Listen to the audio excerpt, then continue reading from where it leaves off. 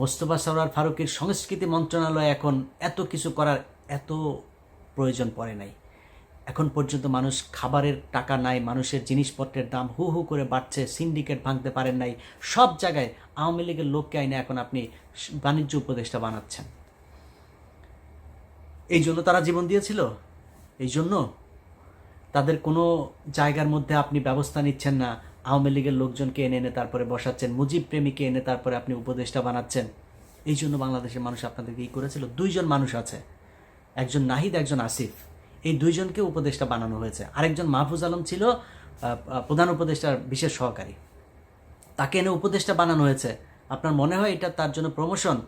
তাকে ওইখান থেকে সরিয়ে দেওয়া হয়েছে যাতে এই আসিফ নজরুল গং, যারা প্রথম আলোর গং, তারা এই ডক্টর মোহাম্মদ ইউনূসের কান ভারী করতে পারে। কারণ ইউনূস তো যেটা সত্য কথা, সে তো বাংলাদেশের কোনো কিছু চিনে না, বাংলাদেশের মানুষকে সে ঠিকমতো চিনেও না, সারা জীবন ছিল বাইরে বাইরে।